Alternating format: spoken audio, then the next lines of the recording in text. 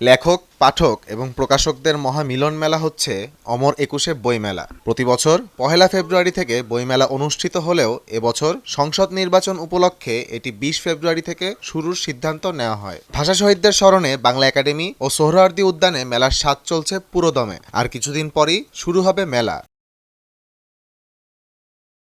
কিন্তু হঠাৎ বেঁকে বসেন বেশিরভাগ প্রকাশক। তাদের মতে করোনায় যে লোকসান হয়েছে তা এখনও কাটিয়ে উঠতে পারেননি তারা। রমজানে মেলা হলে ব্যবসায়ীদের ক্ষতির পরিমাণ আরও বাড়বে বলে শঙ্কা করছেন তারা। কারণ সারাদিন রোজা রেখে কেউ দিনের বেলা যেমন মেলায় যাবে না, তেমনি ইফতার শেষেও পাঠক সমাগম হবে না। ফলে প্রতিদিন স্টলে লোকসান গুনতে হবে। এই আশঙ্কা থেকেই তারা মেলার তারিখ পেছানোর পক্ষে অবস্থান নিয়েছেন। তারপরও যদি বাংলা একাডেমি মেলা করতে চায় তবে প্রায় ৩৫০ প্রকাশক মেলায় অংশ নেবে না বলে জানান। আহমদ জামিল হক, নয়া দিগন্ত।